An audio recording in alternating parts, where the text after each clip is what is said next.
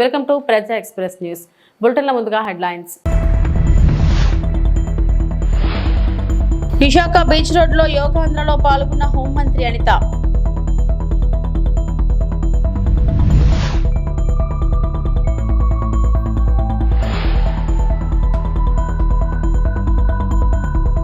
మహానాడు ఏర్పాట్లను పరిశీలించిన మంత్రి డాక్టర్ నిమ్మల రామానాయుడు.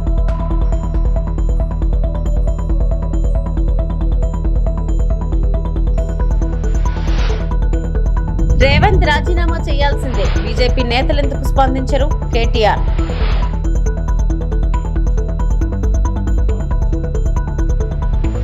అంతర్జాతీయ యోగా దినోత్సవం సన్నాహకంలో భాగంగా విశాఖలో పోలీస్ శాఖ ఆధ్వర్యంలో నిర్వహించిన యోగాంధ్రలో మంత్రులు డిపివి స్వామి, అనిత పాల్గొన్నారు. విశాఖ బీచ్ రోడ్ లో యోగాసనాలు వేశారు. అనంతరం మంత్రి అనిత మీడియాతో మాట్లాడారు.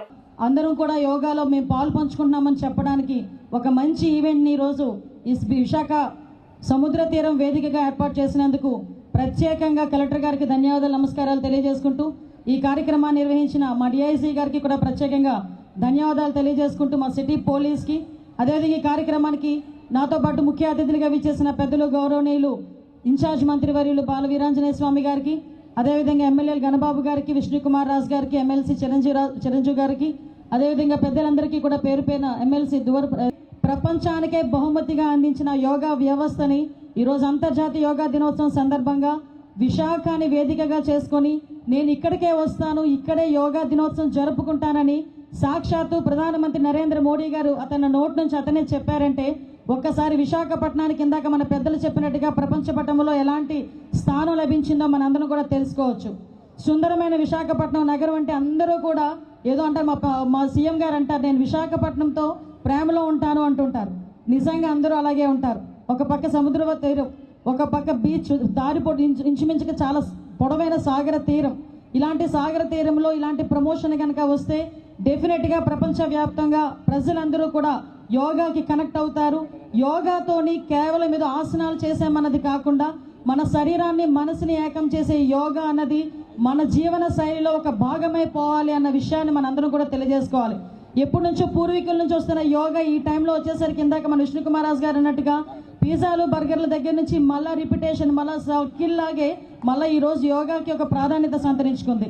ఎంత ప్రాధాన్యత సంతరించుకుందంటే ఈరోజు సాక్షాత్తు నరేంద్ర మోడీ గారు కానీ మన ముఖ్యమంత్రి చంద్రబాబు నాయుడు గారు కానీ అంత ఎనర్జెటిక్గా పనిచేస్తున్నారంటే నిజంగా యోగాకి సంబంధించి, మెడిటేషన్కి సంబంధించి వాళ్ళలో శక్తిని, వయసు పెరిగినా కూడా శక్తిని తిరిగి పొందుతున్నారంటే అది కేవలం యోగా ద్వారానే. ఈ నెల 27, 28, 29 తేదీలలో కడపలో జరిగే మహానాడు ఏర్పాట్లను సహచర మంత్రులు అనగాని సత్యప్రసాద్, బీసీ జనార్దన్ రెడ్డి మరియు ఇతర నాయకులతో కలిసి మంత్రి డాక్టర్ నిమ్మల రామానాయుడు పరిశీలించడం జరిగింది.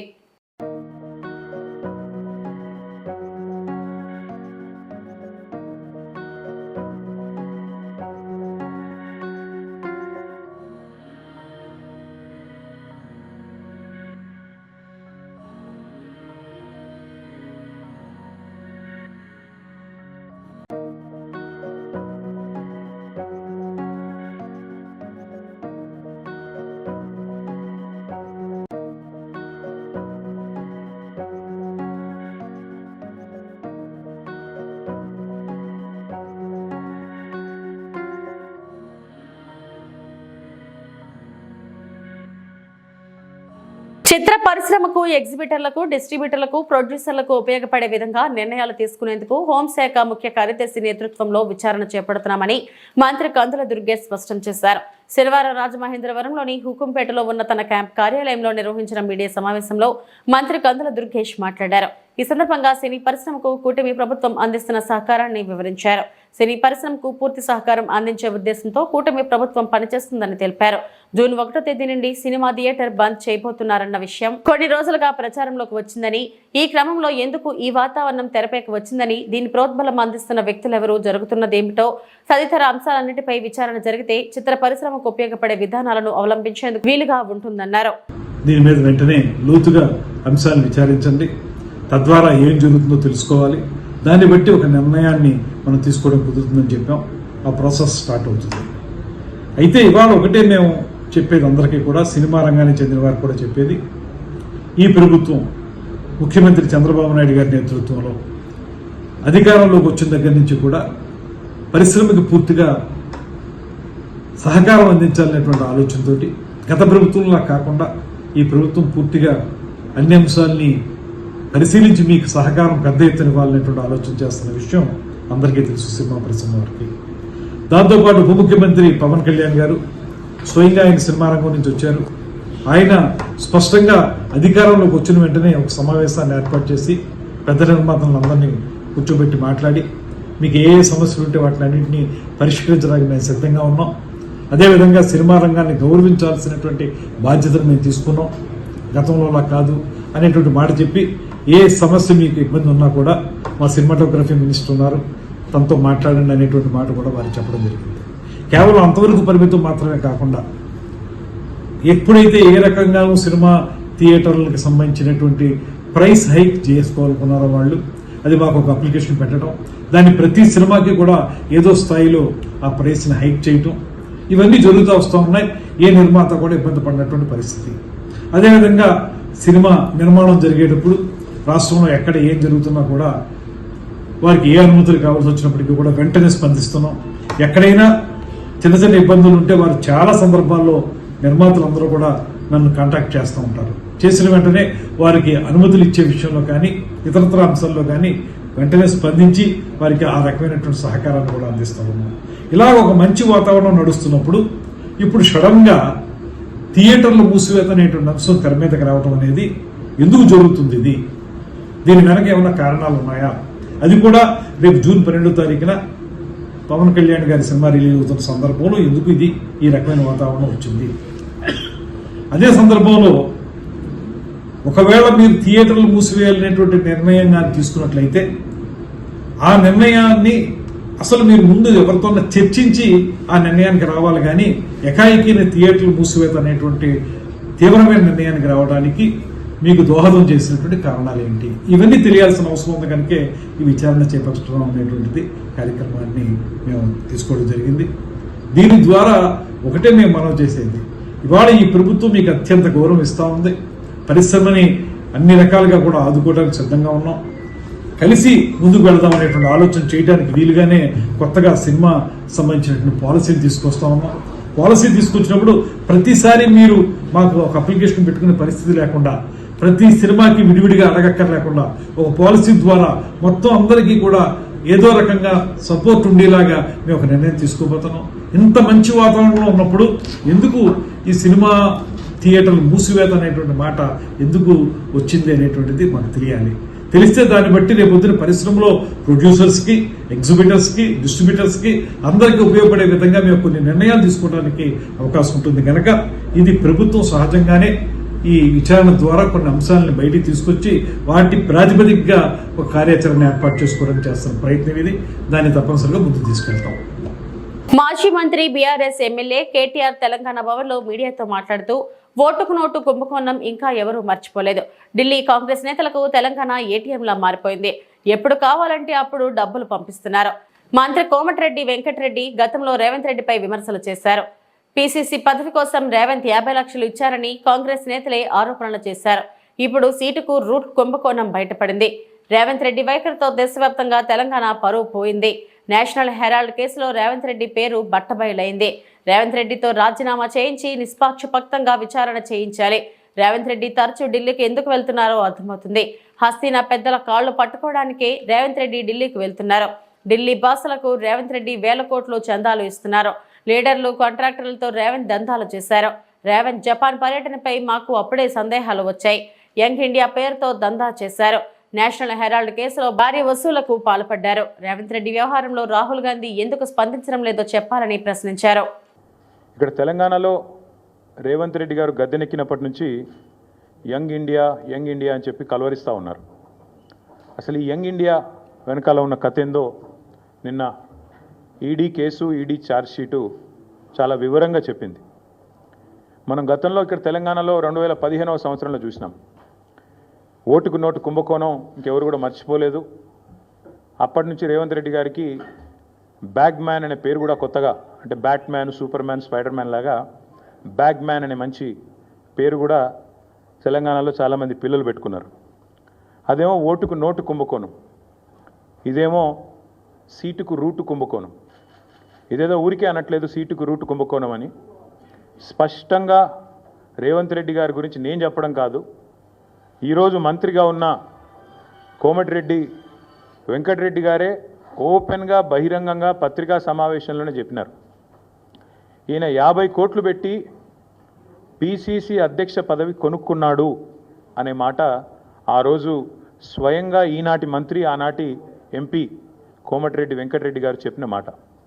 కానీ సరే, వెంకటరెడ్డి గారు చెప్పిన దానికి ఆ రోజు ఆధారాలు లేకపోవచ్చు, కానీ ఈరోజు ఆధారం ఉంది అంటూ ఎన్ఫోర్స్మెంట్ డైరెక్టరేట్ వారు ఛార్జ్షీట్లో స్పష్టంగా ఎవరు డబ్బులు ఇచ్చారు, ఏ పొజిషన్ అమ్ముకున్నారు, ఎన్ని డబ్బులు ఇచ్చారో కూడా స్పష్టంగా చెప్తా ఉన్నారు. ముందేమో ఆనాడు పీసీసీ కోసమేమో సూటుకు ఆనాడు పీసీసీ పదవి కోసం బ్రహ్మాండంగా ఆ రోజు డబ్బులు ఇచ్చి 50 కోట్లు ఇచ్చి తెచ్చుకున్నారని వాళ్ళ కాంగ్రెస్ నాయకులు చెప్పిన మాట. ఈరోజు ఢిల్లీకి ఇప్పటికి కూడా జరుగుతూ ఉన్నది ఏమంటే, తెలంగాణ అనేది కాంగ్రెస్ పార్టీకి ఒక ఏటీఎంగా మారిపోయిన మాట వాస్తవం.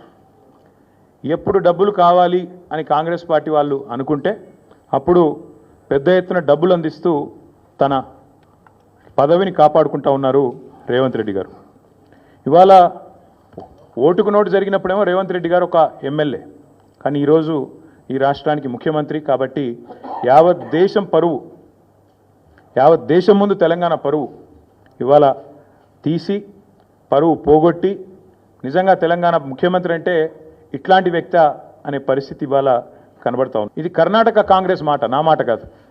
ఒక విచారణ ఎదుర్కోవాల్సి వస్తే ముఖ్యమంత్రి గారు ఈదర్ ఈ షుడ్ రిజైన్ వాలంటరీలీ, స్వచ్ఛందంగా తప్పుకోవాలి, లేదా ఆయనను అర్జెంటుగా తొలగిస్తేనే నిష్పక్షపాతమైన ఎంక్వైరీ జరుగుతుంది అనే మాట వారు చెప్పిన మాట. ఇవాళ మేమంటుంది కూడా అదే. 4 కోట్ల ప్రజల ముందు ఇవాళ ఆ ప్రజలకు నాయకత్వం వహించే నాయకుడిగా అక్కడ కూర్చున్న వ్యక్తికి తప్పకుండా నిజాయితీ ఉంటే, నైతికత ఉంటే వెంటనే అయితే రేవంత్ రెడ్డి గారు స్వచ్ఛందంగా తప్పుకోవాలి, లేదా కాంగ్రెస్ పార్టీ పెద్దలు స్పందించి తప్పకుండా వెంటనే వారిని రాజీనామా చేయించి నిష్పక్షపాతంగా విచారణ జరగడానికి సహకరించాలని మేము కూడా డిమాండ్ చేస్తూ ఉన్నాం. రేవంత్ రెడ్డి గారు మాటల ముఖ్యమంత్రి కాదు, మూటల ముఖ్యమంత్రి అని మరొకసారి తేలిపోయింది దీంతో. ఎందుకంటే మూటలు మోసే పీసీసీ అధ్యక్ష పదవి తెచ్చుకున్నారని వెంకటరెడ్డి గారు చెప్పారు. ఇప్పుడు మూటలు మోసే పదవి కాపాడుకుంటున్నారు అని దేశమంతా తెలుసు. బారాసాకు భవిష్యత్ లేదని మంత్రి కోమటిరెడ్డి వెంకటరెడ్డి అన్నారు. మాజీ సీఎం కేసీఆర్ కు ఆయన కుమార్తె ఎమ్మెల్సీ కవిత రాసినట్లు బయటకు వచ్చిన లేఖపై ఆయన స్పందించారు. ఆ లేఖ ఓ జోక్ అని వ్యాఖ్యానించారు. హైదరాబాద్ లో నిర్వహించిన మీడియా సమావేశంలో కోమటిరెడ్డి మాట్లాడారు. నిన్న కేటీఆర్ స్టేట్మెంట్ చూస్తే నాకు నవ్వాలను ఏడవాలను. జరసేపటికి కవిత స్టేట్మెంట్ మే 2 రోజులు ఇప్పుడు లీక్ అయింది అని కేటీఆర్ పోయి హరీష్ ఇంట్లో కూర్చొని రాసి వాళ్ళే లీక్ చేసి ఆమె ఇవాళ దియే లోపు సెన్సేషన్ అయిందంటే సెన్సేషన్ లేదు, మిన్సేషన్ లేదు, ఎవడు మాట్లాడతలేడు. మా వాళ్ళు అయితే నవ్వుతున్నారు. వాళ్ళే రాసింది, వాళ్ళే చేసిండ్రు. ముస్లిం ఓట్లకు క్యాండిడేట్ కేటీఆర్ హ్యాండ్ రైటింగ్ ఆమెతో రాపించి పెట్టిపోయిండ్రు. ఇప్పుడు అంతా ఇప్పుడు ఎప్పుడైతే ఎమ్మెల్సీ క్యాండిడేట్ దొరకక బీజేపీ సపోర్ట్ చేయగానే అక్కడ నార్త్ తెలంగాణలో టీఆర్ఎస్ లేదురా, బీజేపీ ఉంటుంది ఇక్కడ, అక్కడ కాంగ్రెస్ ఉంటుంది, ఈ రెండింటి మధ్యన ఉంటుందని ప్రజలలో ఎంత పత్రికలు, మేధావులు, సోషల్ మీడియాలో ఎన్ని వస్తుంటే వాళ్ళ ప్లాన్ ఏంటంటే మనం పొరపాటు చేసిన ఓడినాకి గెలిచినా క్యాండిడేట్ పెట్టేది ఉండే, ఎవడు ముందుకు రాలే, పెట్టి మరీ 2-3 వేల ఓట్లు వస్తే ఇజ్జత్ పోతుందని చెప్పి బీజేపీకి వేయించాం. సరే బీజేపీ 2 గెలిచాను, ఒకటి మేము గెలిచాను, ఒకటి ఇండిపెండెన్స్ ఇవ్వాలి. దానికి ఏం చేసిందంటే మనం బీజేపీ మనం ఒకటే అని ప్రజలకు ఏంది. సౌత్ తెలంగాణలో అయితే మా దగ్గర ఏ ఊర్లో బీజేపీ రానియరు, కాంగ్రెస్ టీఆర్ఎస్ రానియరు, ఓన్లీ కాంగ్రెస్. కవిత ఒకవేళ వాళ్ళ కుటుంబ కలహాలతో బయటకు వచ్చి కాంగ్రెస్ పార్టీలో చేస్తారంటే మీరేమంటారు? బయటకు వచ్చిన చంద్రబాబు మరి చెన్నారెడ్డి వచ్చిండు, చాలా మంది బయటకు వచ్చిండ్రు, పెద్ద పెద్ద వాళ్ళు వచ్చిండ్రు, పోయిండ్రు. దుకాణాలు వస్తుంటే బంద్ చేసుకుంటారు. కానీ కాంగ్రెస్ పార్టీ అధికారం ఉన్నా లేకున్నా ఈ చరిత్ర, ఈ పార్టీ 2 సార్లు 16 మంది అది అవకాశం వచ్చినా తీసుకొని నా పార్టీలకు కోరి ఏ పార్టీలకు కోరు వాళ్ళు ఒకటే రూమ్లో కూర్చొని మాట్లాడుకుంటారు రోజాళ్ళు. కవిత, కేటీఆర్, హరీష్, కేసీఆర్, వినోద్ రావు, సంతోష్ రావు, ప్రతిమా శ్రీనివాసరావు, ఇది ఒక బ్యాచ్ ఉంది. వీళ్ళంతా ఈ దోచుకున్న బినామీలు పెడితే వాళ్ళు ఇస్తానంటలేరు. ఇది ఎట్లా పంచుకోవాలి, నువ్వు నీ పాలకు 1,00,000 స్క్వేర్ ఫీట్ వచ్చే అది అమ్ముకుంటే ఇప్పుడు 2,000 కోట్లు వస్తాయి. వాడు బినామీ అంటే ఎప్పుడు ఇచ్చిన నీ ఆధారం ఏంది అంటున్నాడు. ఇప్పుడు సగం మంది ఎగ్గొట్టిండు. ఆ టెన్షను ఈ ఉన్నదాన్ని ఈ పంపకాలు కొట్లాట తప్ప వేరే ఏం లేదు. ఈ నెల 16 నుంచి 20 వరకు మహారాష్ట్ర పూణేలో జరిగిన 3వ జాతీయ స్థాయి కుడో మార్షల్ ఆర్ట్స్ ఛాంపియన్షిప్ లో ఆంధ్ర క్రీడాకారులు సత్తా చాటారు. ఏపీ నుంచి వెళ్లిన 21 మందిలో 11 మంది మెడల్ సాధించగా అందులో 9 మంది విశాఖకు చెందిన వారు కావడం విశేషం. కాగా క్రీడలో సత్తా చాటిన వారికి గాజువాకలో కుడో అసోసియేషన్ గౌరవ అధ్యక్షుడు కర్ణంరెడ్డి నరసింహరావు చేతుల మీదుగా మెడల్స్ అందజేసి వారిని సత్కరించారు. ఈ కార్యక్రమంలో అసోసియేషన్ రాష్ట్ర అధ్యక్షుడు ఆలూరి శశిధర్, సెక్రటరీ బి రవిబాబు, కోశాధికారి ఏ అనురాధ, సెలక్షన్ కమిటీ ఇన్ఛార్జ్ విశ్రాంత ఆర్మీ పి రమణ, కోచ్లు యశ్వంత్, రామకోటి తదితరులు పాల్గొన్నారు. కుడో రాష్ట్ర అధ్యక్షులు శశి గారి ఆధ్వర్యంలో ఈ నెల 16వ తేదీ నుంచి 22వ తేదీ వరకు పూణేలో జరిగిన 3వ జాతీయ స్థాయి కుడో పోటీలకి మన ఆంధ్రప్రదేశ్ రాష్ట్రం నుంచి మొత్తం 21 మంది క్రీడాకారులు వెళ్ళారు. అందులో 11 మంది విజేతలుగా మెడల్స్ సాధించారు. 5 గోల్డ్ మెడల్స్, 1 సిల్వర్ మెడల్, మరో 5 బ్రాంజ్ మెడల్స్. ఈ 11 మంది క్రీడాకారులకు కూడా ఈరోజు అభినందన సభ ఏర్పాటు చేసి వారందరికీ కూడా మెడల్స్, సర్టిఫికేట్స్, సన్మానం కూడా చేసి వాళ్ళని అభినందించడం జరిగింది. వారిని ప్రోత్సహించినటువంటి వాళ్ళ తల్లిదండ్రులు కూడా ప్రత్యేకమైన అభినందనలు తెలియజేస్తున్నాం. కుడో మన ఆంధ్రప్రదేశ్ రాష్ట్రంలో మరి శశిధర్ గారు గత 10 సంవత్సరాల నుంచి కూడా స్పోర్ట్స్లో ఉన్నారు. కరాటే, కిక్ బాక్సింగ్, ఇలా మార్షల్ ఆర్ట్స్లో ఉన్నారు. కుడోని ఆయన స్టేట్ ప్రెసిడెంట్ అయిన తర్వాత ఎక్కువ స్కూల్స్లోను, కాలేజెస్లోను కూడా పిల్లలకి కొంతమంది ఎవరైతే పేద విద్యార్థులు ఉంటారో అందరికీ ఉచితంగా ట్రైనింగ్ ఇస్తున్నారు. స్పోర్ట్స్ని ఎంకరేజ్ చేస్తున్నారు. ఈ సందర్భంగా అసోసియేషన్ తరపు నుంచి నేను ప్రత్యేకమైన ధన్యవాదాలు తెలియజేస్తున్నాను, అభినందనలు కూడా. స్టేట్ బాడీ అందరికీ కూడా ఈ యొక్క కుడో ఆంధ్రప్రదేశ్ కమిటీకి నన్ను హానరబుల్ ప్రెసిడెంట్గా ఎంచుకున్నారు. ఈ సందర్భంగా నేను కూడా చాలా ఆనందంగా ఫీల్ అవుతూ మరి రాబోయే రోజుల్లో అంతర్జాతీయ స్థాయి పోటీల్లోనూ కూడా ఈ కుడో పోటీలు జరుగుతున్నాయి. అందులో ఇప్పుడు ఎవరైతే నేషనల్స్లో సెలెక్ట్ అయ్యి విజేతలుగా నిలిచారో వారందరూ కూడా అక్టోబర్లో సూరత్లో జరగబోయే ఇంటర్నేషనల్స్ కూడా వీళ్ళంతా కూడా సెలెక్ట్ అవ్వడం జరిగింది. మరి ఇంటర్నేషనల్స్లోనూ కూడా వీరు ప్రతిభ కనబర్చి అక్కడ నుంచి విజేతలుగా gold medals, bronze medals, silver medals తీసుకురావాలని మన ఆంధ్రప్రదేశ్కి, అదేవిధంగా మన విశాఖపట్నం జిల్లాకి మంచి పేరు ప్రఖ్యాతులు తీసుకురావాలని కోరుకుంటున్నాం. కుడో ద్వారా రోజు 1 గంట ప్రాక్టీస్ చేయడం ద్వారా స్టూడెంట్స్ చాలా యాక్టివ్గా ఉంటారు, ఆరోగ్యంగా ఉంటారు, చదువుల్లోనూ కూడా రాణిస్తారు. మన ఆంధ్రప్రదేశ్ రాష్ట్రంలో గౌరవ సీఎం శ్రీ నారా చంద్రబాబు నాయుడు గారు, డిప్యూటీ సీఎం శ్రీ పవన్ కళ్యాణ్ గారు ఆంధ్రప్రదేశ్ రాష్ట్ర కూటమి ప్రభుత్వం MDU వాహనాల్ని రద్దు చేసి నేరుగా రేషన్ షాప్ నందు రేషన్ కార్డు లబ్ధిదారులకు నిత్యావసర సరుకులు పంపిణీ చేయడానికి కూటమి ప్రభుత్వం నిర్ణయం తీసుకోవడం జరిగింది. ఈ విషయంపై కుప్పం రేషన్ షాప్ డీలర్లు హర్షం వ్యక్తం చేస్తూ రేషన్ డీలర్ల సంఘం అధ్యక్షులు వేణుగోపాల్ ఆధ్వర్యంలో కుప్పం మండల తహసీల్దార్ కార్యాలయ ఆవరణలో ముఖ్యమంత్రి నారా చంద్రబాబు నాయుడు చిత్రపటానికి పాలాభిషేకం చేయడం జరిగింది. ఈ కార్యక్రమంలో డీలర్ల కమిటీ సభ్యులు కమల్, రమేష్, పద్మనాభం, మురళి, ఆనంద్, ఎత్తు రాజులు, మణి, హరి, కవిత రాణి, దామోదరం, రవి తదితరులు పాల్గొన్నారు. అందరికీ నమస్కారాలు. ఈరోజు కూటమి ప్రభుత్వం మంచి నిర్ణయం ఇచ్చింది. అలాగే రేషన్ షాప్ డీలర్లకు పాత వ్యవస్థను తెచ్చి రేషన్ షాప్ డీలర్లకు మంచి గౌరవం ఇస్తూ ఉంది. ఈ గత ప్రభుత్వంలో రేషన్ డీలర్లని, కార్డుదారులని దూరం చేశారు. ఆ వ్యవస్థ నుంచి ఇప్పుడున్న కూటమి ప్రభుత్వం రేషన్ డీలర్లు, రేషన్ కార్డుదారుని దగ్గర ఇచ్చేసి గౌరవిస్తున్నారు. ప్రత్యేకంగా మనం చంద్రబాబు నాయుడు గారు రేషన్ డీలర్లకు ముందు నుంచి కూడా గౌరవిస్తారు. 30 పైసలు ఉన్న కమిషన్ని కేజీకి 1 రూపాయి చేసిన ఘనత చంద్రబాబు నాయుడు గారు, ముఖ్యమంత్రి గారు చేశారు. అలాగే మన సంచులకు కూడా ముందు రిటర్న్ తీసుకొని డబ్బులు లేకుండా ఉండే దీంతో ఆయన సంచులకు కూడా డీలర్కే ఇచ్చే విధంగా ఆయన చర్యలు తీసుకున్నారు, జీవో తెచ్చారు. అలాగే అమాలిస్ లేబర్స్ మన రేషన్ డీలర్ ఇస్తున్నారు. ముందు ముఖ్యమంత్రి గారు రేషన్ డీలర్ దించుకునే కూలి కూడా లేకుండా జీవో తెచ్చి ఆయన మన డీలర్ని కాపాడే ప్రభుత్వం ఏదైనా ఉందంటే కూటమి ప్రభుత్వమే. ఈరోజు నిత్యావసర వస్తువులు డీలర్ తరఫున ఇవ్వడం అనేది మాకు గర్వకారణంగా ఉంది. మాకు ఇచ్చిన డీలర్లకు ఇచ్చిన గౌరవంగా అనిపిస్తూ ఉంది. మేము కూడా సక్రమ మార్గంలో నిత్యావసర వస్తువులు కార్డుదారులకు అందిస్తామని మా డీలర్ తరఫున నేను విన్నపం చేసుకుంటున్నాను. అలాగే మేము డీలర్లందరూ ఈ ప్రభుత్వానికి మేము సహకరించి రుణపడి ప్రభుత్వం ఏం చెప్పిందో ఆ విధంగా డీలర్లు కూడా ప్రజలకు మంచి అందుబాటులో ఉండి మేము సర్వీస్ చేస్తాం. తిరుమలలో మద్యం తాగి హల్చల్ చేసిన ఏపీ ఎస్పీ పోలీసులపైన శాఖాపరమైన చర్యలు తీసుకోనున్నట్లు టీటీడీ ఈవో శ్యామలరావు స్పష్టం చేశారు. అన్నమయ్య భవన్లో నేడు డైల్ యువర్ ఈవో కార్యక్రమంలో భక్తుల సందేహాలకు సమాధానమిచ్చి పలు సూచనలు చేశారు. అనంతరం ఈవో శ్యామలరావు మీడియాతో మాట్లాడుతూ శ్రీవారి పుష్కరంలో శుభ్రంగా ఉండటం లేదని భక్తుల ఫిర్యాదును తెలిపారు. అద్దె గదులతో బాత్రూంలు కొన్ని సరిగ్గా క్లీన్ చేయడం లేదని భక్తులు తెలిపారని చెప్పారు. శ్రీవారి ఆలయంలో వెండి వాకిలి, బంగారు వాకిలి దగ్గర ఎక్కువ తోపులాట జరుగుతుందని భక్తుల వద్ద నుంచి ఫిర్యాదు అందినట్లు తెలియజేశారు. శ్రీవారి సేవలో సంస్కరణలు తీసుకొస్తున్నామని అన్నారు. ముఖ్యమంత్రి ఇటీవల తిరుమల పర్యటనలో కొన్ని సూచనలు చేశారని తెలియజేశారు. 50% శ్రీవారి సేవకులను అనుభవం ఉన్న వారికి 50% కొత్త వారికి అవకాశం ఇస్తామని అన్నారు. అర్హతను బట్టి శ్రీవారి సేవకులను వినియోగించుకుంటామని తెలిపారు. తిరుమలను ప్రణాళికాబద్ధంగా అభివృద్ధి చేస్తామన్నారు. 100 బిగ్ క్యాంటీన్లు, 6 జనతా క్యాంటీన్లు కేటాయింపులో నిబంధనలు మార్పులు తీసుకురానున్నట్లు వివరించారు. 163 ఫాస్ట్ ఫుడ్ సెంటర్ల నిర్వహణపై నిరంతరం పర్యవేక్షణ చేస్తామని తెలిపారు. భక్తులకు సాంప్రదాయ వంటలు మాత్రమే అందించాలని మరోమారు స్పష్టం చేశారు.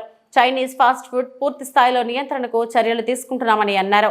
టెక్నాలజీ ఉపయోగించుకొని భక్తులకు మెరుగైన సేవలు అందిస్తామన్నారు. త్వరలో జీపీటీ చాట్ బోర్డ్ అందుబాటులోకి తీసుకొస్తామని తెలిపారు.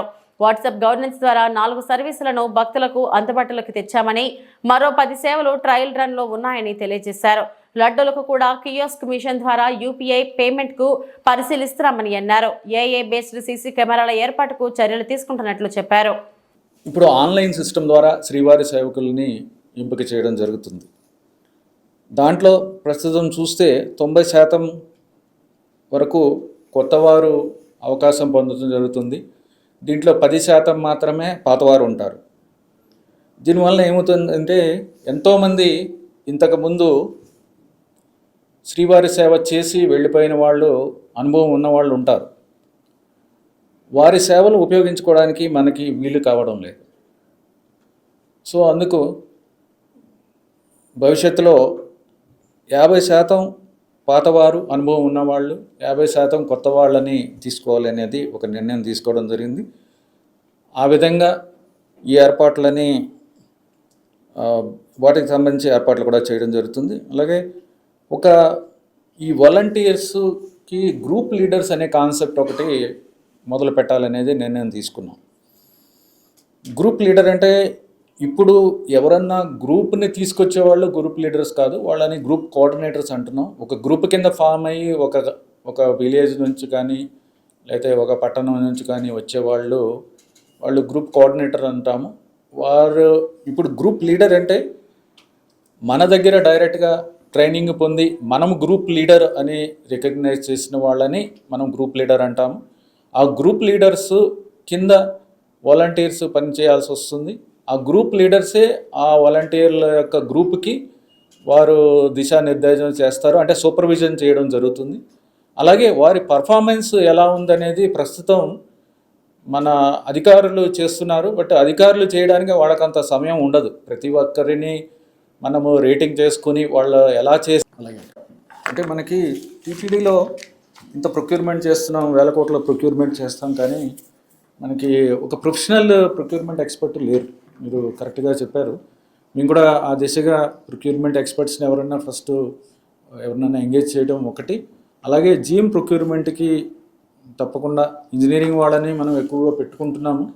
వారు కూడా ప్రొక్యూర్మెంట్లో వాళ్ళ ఎక్స్పర్ట్స్ అని చెప్పలేము, కానీ ఉన్న వాళ్ళలో బెటర్, అది కూడా తప్పకుండా తీసుకుంటాం. మంచి సజెషన్ చెప్పారు. ఓకే ఆ పేపర్ బాబు, వైట్ పేపర్. గీ టెస్టింగ్ ల్యాబు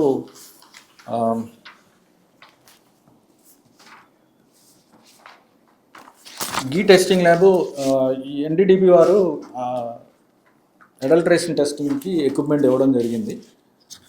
దాని మీద వారు వచ్చి ట్రైనింగ్ ఇచ్చి వారు దాన్ని క్యాలిబ్రేషన్ చేయాలి. ఇదంతా కూడా చేయడం జరిగింది. త్వరలోనే దాన్ని కూడా అఫీషియల్గా మనము అంటే ఆల్రెడీ ఉపయోగిస్తున్నాం, దాన్ని అఫీషియల్గా కూడా త్వరలో దాన్ని అనౌన్స్ చేస్తాము. అంటే ఇప్పుడు దాకా పైలట్ రన్ లాగా చేస్తున్నాము. Bulletin updates. నమస్తే.